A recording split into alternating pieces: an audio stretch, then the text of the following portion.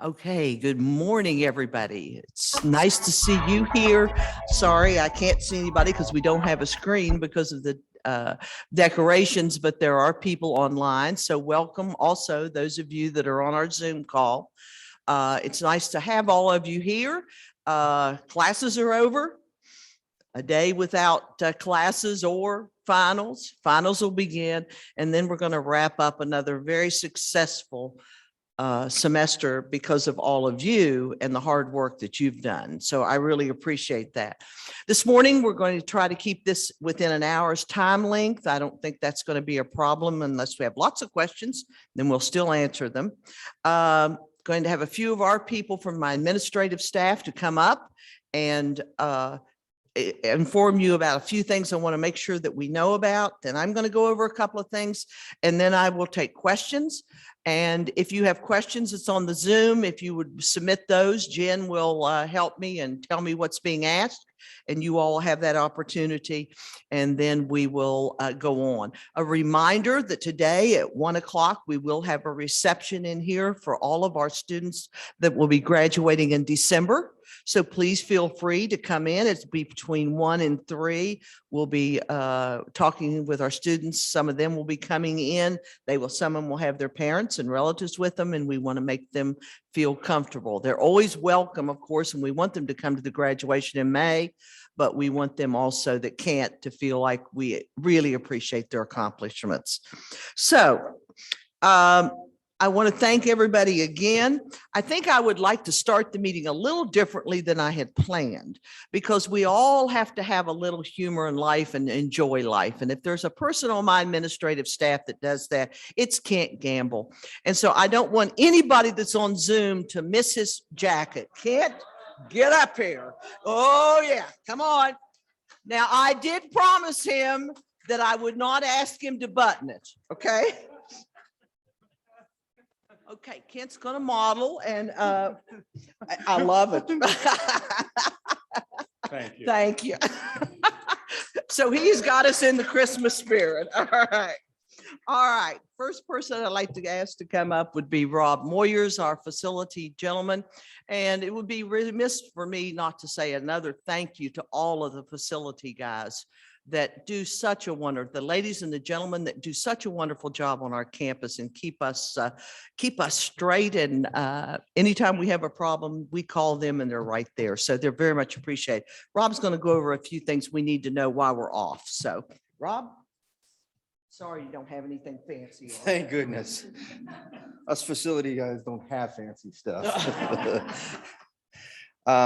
Since I know my staff participated in the setups, I have one small correction: is the event this afternoon is actually at Neville and not in this conference. No, that's fine. I just knew that. I'm like, oh my gosh, we got to hurry up and take all these chairs down and add tables. I hope Alan knows. Well, thank you, everyone. Glad to be here. Just want to talk to you guys a little bit about over the break period. Last year, due to COVID, we had a much longer break between the last day of the fall semester and the beginning of the spring semester. And we looked at some utility savings and some other types of things that worked on campus, and we felt it was pretty successful. So we'd like to go ahead and try and do that again this year. Although the time period isn't quite as long, we still think we would see some savings that'll help us with the campus bottom line. So starting late Friday night on December the 17th, all the way until Saturday, January 8th at night, we're going to be looking at reducing the thermostats down in all the buildings on campus above freezing. So you don't have to worry about any pipes or anything like that being damaged, but just to save the utility costs. We have shared this information with the deans and the directors on campus already in exec staff, and I've received a few emails from staff who are going to be on campus during that time or have activities that are going to be going on, and that's fine. If you have information or if you're going to be on campus during that break period, please email me and let me know what days you're going to be here or times that you might be here.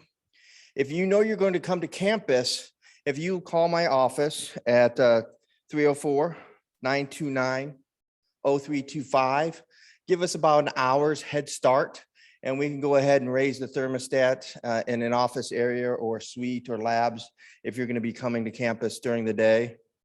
Also, because of the different things that have been happening on campus, we have had some theft in buildings and in vehicles, but since the majority of the folks possibly will be working from home or not come in at all due to the schedules, we're actually going to lock down the buildings. Now, any faculty or staff member, their card access will automatically get them into the main doors, so you'll be able to get into your offices, but we're going to lock down the majority of the buildings. At this time, we'll have the LRC open, because we're going to have students on campus still, and they're going to need to go to the dining services area. And then more than likely, some of the areas are related to athletics, because they're going to still be practicing and having games.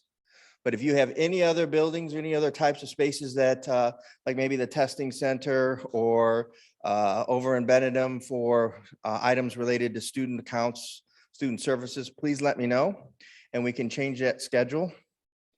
I ask that if you please let me know by next Wednesday what you think the holiday schedule would be needed for the card access and the locks, so that we can get that distribution out to the campus and to our university police so that they understand what buildings should be locked. I also want to take this time, although I'm not an officer, we do work closely together, as please be aware of your surroundings. If you see a suspicious car, if you see people that you don't recognize lingering around spaces, please let University Police know. We've had both us, the city, Morgantown, a lot of incidences lately, and we just like to try and keep the campus safe and the campus property safe. One last thing is January 4th and January 5th, we are replacing some rooftop air handler units in the LRC. We will be taking those offline, and the offices are the majority of the factor that's going to be impacted during those 2 days. I'll be sending both deans a drawing of what rooms are going to be affected during that period, and that's obviously weather dependent. If we get a lot of snow or rain, we won't be doing it on those days, but we've tried to find a time that we have the least amount of impact to the campus. So I'll send those drawings out, and know on the 4th and 5th that you probably won't come to your office if you work in the LRC. And I can either take questions now or later. Questions? All right, thank you very much. Thank you, Rob. Appreciate you and your whole group of people that do such a wonderful job on campus. Appreciate that. And there was been a few questions around about if during those 2 weeks, can you work from home? That will be up to your supervisors. There will have to be people on campus at certain areas that we know of that will be here. And so make sure you talk with your supervisors of how they want you to handle that, because that will be up to them. So next, our Dean of Students, Emily Sands, is going to give us an update on a couple of things. Good morning. I first want to thank all of the faculty and staff for everything you've done to accommodate and help our students this semester. It is greatly appreciated by our students and by my office. And I'm hoping the emails slow down soon. The second thing is, as you're talking to students who are getting ready to leave and travel out of the country for break, we are offering COVID testing in the Student Life House next week. Monday, Tuesday, and Wednesday, it will be from 1 to 3. And on Thursday, it will be from 9 to 11. So if you know students that need to get tested before they travel, please send them our way and we can help them out with that. The last thing is, I know at the previous campus meeting, we had talked about having some emergency housing available for faculty and staff. That has gone live this morning, and that link is available on the faculty and staff resource page. It will be $30 a night with all applicable taxes. And then you will be required to provide all of your own linens. Just so you know, it is a twin extra long bed if you are looking into that. And you pay it online, and My associate dean, Dan Sepian, will be in contact with you with an assignment, how to get keys, all that stuff. And if you have any questions about it, please reach out to Dan Sepian with those questions and he can answer them. So thank you and have a happy holiday. Thank you, Emily. Appreciate that. And I'm glad we were able to do that for the faculty. Hope you don't have to use it very often because I know that you like to go home in the evenings, but it is there if you have an emergency and you need to stay. We have some place to help that happen instead of having to go to a hotel. So I'm glad we were able to do that. I have to tell you a real quick story about Emily. The other night, I had the privilege of watching the Golden Bears win their 8th straight basketball game. And if you haven't seen them, you need to go watch them.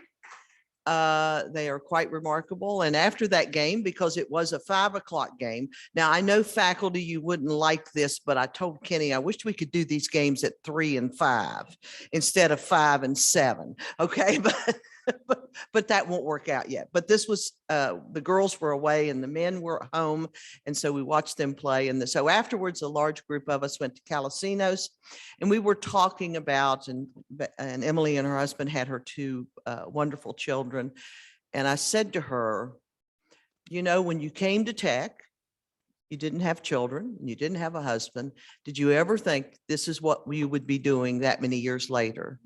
And she looked at me and I could have cried right there. And she said, I will tell you, when I came to Tech, that's the best decision I've ever made in my life. And so, folks, that's why we have people like Emily and all of you that do such a good job, is because this is a very special place. And I'm sorry, all of you couldn't have been at Calacina because we had a wonderful time and watched the Mountaineers then win. Okay. And then got home after my bedtime, but that's beside the point. Okay, so Emily, we are glad you made that decision. So, all right, next to have Amy, she's going to explain to you some of the issues that we're dealing with about purchases and how maybe we can make things better this year than we did last.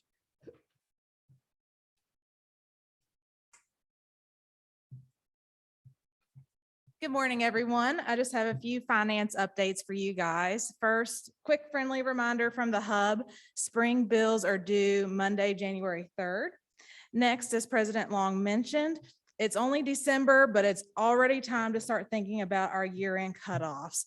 With the current environment, we are seeing long lead times for some of our purchases. So I encourage you guys to start planning those orders as soon as possible. Given this, we will be bumping up our year-end cutoffs for IT purchases slightly in order for you all to get your orders purchased, delivered, received, and posted this year's funds. We're asking you guys to get those orders in by the end of February, if at all possible. Now, if you have any questions or need any assistance with an order, please feel free to reach out to our office. We are happy to help. Lastly, I just want to say, keep up the great work, because we still need to continue to monitor our budgets very closely as spring numbers come in. But when looking at the November financials compared to this same time last year, we're tracking very close. And as you guys know, last year we finished in a positive. And this year, as of now, we're looking to have another strong year. So I just want to say thank you guys so much for your hard work. So thank you guys for your time this morning. Hope you have a wonderful holiday, and I'll turn it back over to President Long. And I love your green shoes. I need All to right. step up my game to be on. Yes, ma'am. We got to step up our game, all of us. All right. Thank you. All right. As she said, let me explain to you why the IT number is going to look like that in February instead. I will tell you, last year we ordered computers. I believe we ordered them in March, and they didn't get posted till the next fiscal year. So those people that had that in their budget lost it, and it had to go on to the new year budget. And we don't want that to happen again. And it's getting worse. It's not getting a whole lot better. I wish I could tell you. And I also think it's odd. We're getting computers in pieces. You know, they used to all come together. Now you get a screen here and you get a part here and you get a part here, which is just weird. But that's what's happening. So we're going to try to stop that and do that. So I appreciate that very much. I know it's a burden sometimes in thinking, well, I don't know what I really need, but now's the time we're going to have to do it that way for a while till we get this straightened out. Again, thank you all, because as Amy said, we are trending in the right direction, doing a really good job, and I appreciate that. Now, let me talk about a couple of things. First of all, registration. Looks like we're doing a pretty good job, but even as you give finals, make sure you emphasize to those students, we need to get them registered. If they're not registered, I can tell you we're going to have a late night breakfast next Tuesday night. And I'll assure you, we will be asking every student as they go through the line if they've registered. Okay. And so I may limit the numbers of sprinkles they can have if they haven't, and they'll have to go get registered. Okay. But we're going to make sure. And so that, because that helps us a great deal, of course, for retention and everything else. Our applications and admits, I think it's because of Kent's expert dressing here, are up for the year. We're very pleased to see that. We did think they would probably level off a little, because we thought maybe one of the reasons they looked like they were up was because last year everything came in so late, but they are not leveled off like I think we anticipated. Is that fair, Kent? And so we're very pleased and hope we keep doing that. I want to thank the faculty, whether they're in this room or on the Zoom or not, that have been reaching out to the high schools and going out and doing presentations and meeting with the high schools. We've had that ability now. We're thrilled that we're able to get into the schools, and I think that's making a difference, but thank you for that effort. I think that will make a difference. We're getting lots more students on campus. Kent's bringing in, I believe Independence High School actually is coming next week, but you know, that's important too, that they be on campus and see us and get to know you all. And so we're pleased with that. If you don't know, Ohio Valley Christian is closing its doors as of Monday. And they've left an awful lot of students, about close to 200, 170 some, in a lurch of not having a college to go to, not having transcripts and all of that. They are having a college fair today. We will be there. Kent has sent an admissions counselor. We will be there. Our athletic director, Kenny, has been working with some of the athletes, and we're trying to see if they want to transfer. So we're hoping that we could get, you know, it would be wonderful to get 10 or 15. It'd even be better to get 30 or 40 of them to come to Tech. And so we're going to work with those students and see if we can help them out, because that's a very tough thing for students to be in a school and all at once they're told a week before finals that there will be no school there next year or next semester. So it's a sad thing. So you've all received a email version for our second semester of what the COVID policies are going to be. They have not changed a great deal from what they are right now. So I'm not going to go over all of them. I do want to remind you that we will not have testing for returning students unless they ask for it. We will not have surveillance, testing during the week like we've been having selective ones to be tested. We will have the ability, though, if a student is symptomatic or a faculty member and they need a test, they will be available. Now, just like everything else, this could change. We don't know what's going to happen in the next 2 or 3 weeks with this variant or with anything else. So I'm telling you what we know as of today. If something changes, I will let you know. Right now, we will still be requiring seating charts and attendance right now, but that is being discussed of whether we are going to continue with that even. But at this point, that is still on the table. So we just remember that if you're in the classrooms and the labs, of course, everybody will be asked to be masks. If you are not vaccinated, you'll be asked to mask in the building, whether you're in a classroom or lab. And if you have been vaccinated, then that will be your choice. We've done very well, to be honest with you, extremely well this semester. Emily, have we gone 5, 6 weeks? we've gone 6 weeks with our surveillance testing to have no positives. So we've done very well. Athletics has done, had a little bit of a rough start, but now have been doing beautifully. So appreciate everybody. And Emily has already said something about traveling.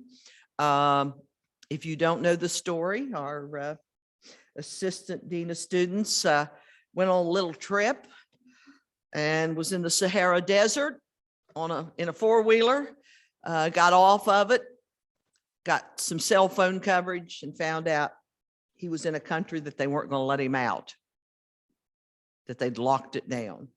He is here, thank goodness. He finally made it out, but I do want our students and even faculty, if they leave, to be aware that there are lots of lockdowns and they are continuing.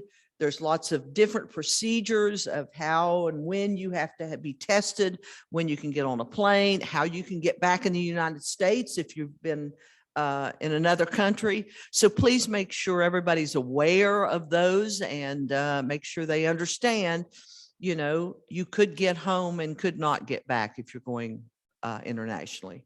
So we want everybody to be safe and to not get caught and have a problem. Higher ed formula is still being worked on. I think we're very close to what we're going to present to the legislature. It will not be presented in a bill as far as the formula. It will be presented in the bill as a part of a policy for HEPC. And the reason it's going to be presented in that way is because we want to be able to work on it if it is not a good formula. If it has a glitch here and there, a policy you can go in and do, and you can do that anytime. Formula, if it's in code, you can only do it during legislative session, and then heaven knows what happens. We still don't know what will happen with this. It certainly will not go into effect in at least one more year. The budget for next year has already been set. The governor's budget that he's presenting for 2023 has us as what the formula has exactly the same amount of money that we've gotten before. So it'll be at least 2 years before this formula, if it is passed and given permission by the HEPC, will go into effect. So as we go along, I'll keep you up to date on it, let you know what it looks like and how it's going to work. But right now, that's where we are with that. Okay. As we know, the legislature will go in session in January. I think higher ed needs to anticipate that there will be quite a few bills that will deal with higher ed. I'm not going to go down them because I haven't seen them.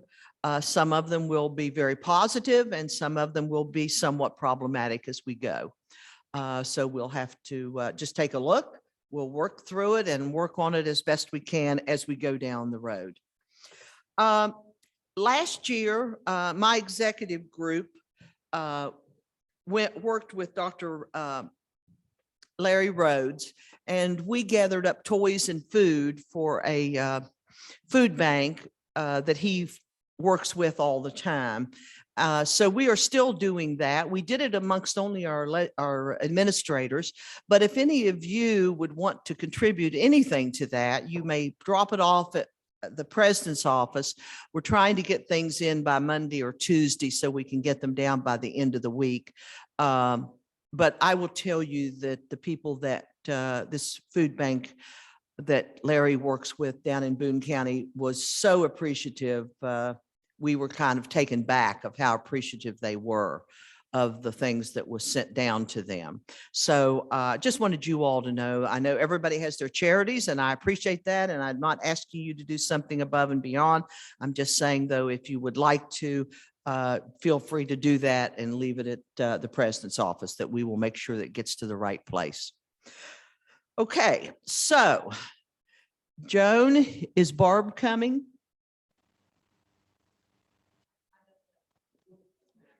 Don't see her. We are sending around a card for Barb Boyd. You know, she is retiring in January, and I don't know that we will have another one, another meeting before she retires. I was a little concerned. And so I wanted to recognize her, and I'm still going to say some nice things about her. Okay, even though she's not here. I would like to have had her here so I could have said some things, good things about her, but given her a hard time because I appreciate her. But she has served this campus for many, many years, this campus, the Montgomery campus, and has done a superb job. And I know that if there's one thing we can say about Barb is that students always came first. She would do anything to make sure that a student got what they needed, whether it be a transcript, change in a grade, whatever they needed to get them registered in the right classes, worked with faculty and staff. She will be greatly missed. We will miss her terribly. But I am so pleased that she's going to go and do some of the things she wants to do. I'm sure she'll be playing her music quite a bit, and hopefully she'll come back and visit us. I hope maybe we can get her, if we have one more campus meeting before she retires. I hope we can get her here. But if not, then there is a card back there, and I think it's going to be in one of the offices for a few days. Am I correct? So that some of the faculty and staff that are not here, JT, where is it going to be? Pardon? In Karen Skaggs's office for a few days. For any of you that that aren't here today that could sign it, that are on the Zoom meeting and you want to sign it, it'll be in Karen's office a few days. And so we'll sign that and let Barb know how much we appreciate her service to WVU Tech, and especially to the students and the faculty of this institution. As I said, she will be greatly missed. So now I'm going to take questions. Any questions from the floor?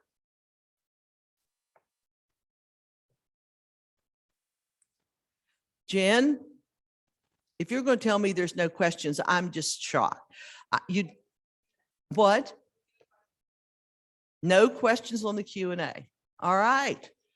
Well, folks,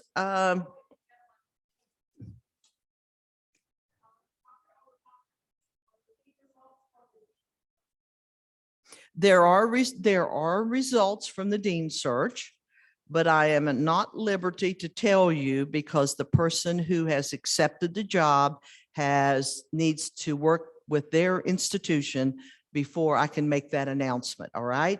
Hopefully I can make that announcement before you go home. All right.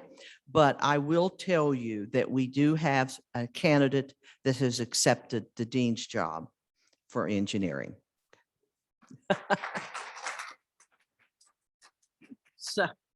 So congratulations to the search team and the search committee, and what a good job they did. And Joan and her leadership with them, we appreciate that, because this has been a long haul. But hopefully I can give you out that name before the end of the week, okay? Or next week, okay? We're just working to make sure that person feels comfortable that they've done the things they need to do. All right?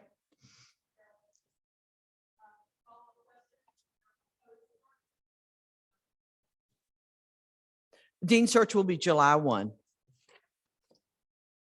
Yes.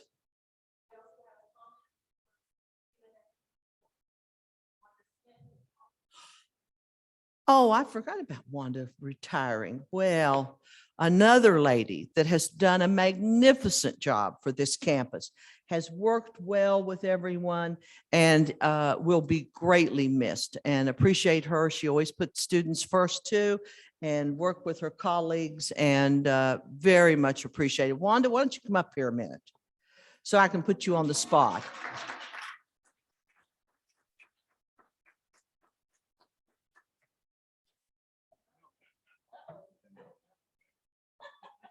Kent, come up with her.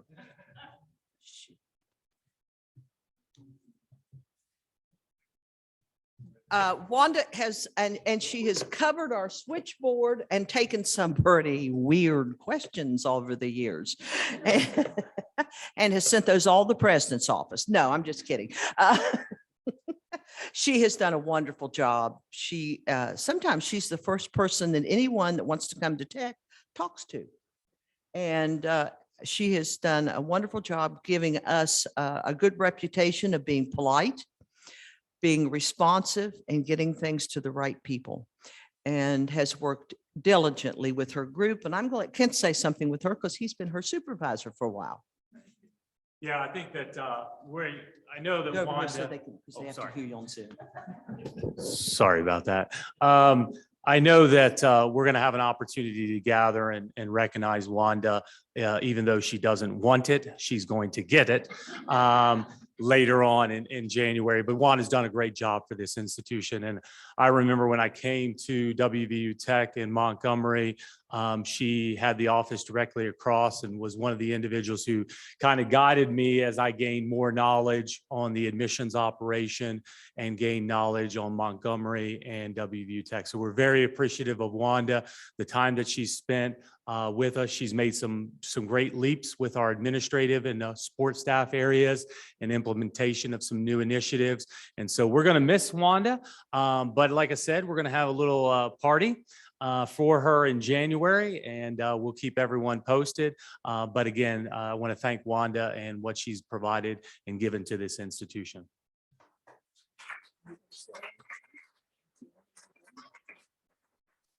All right.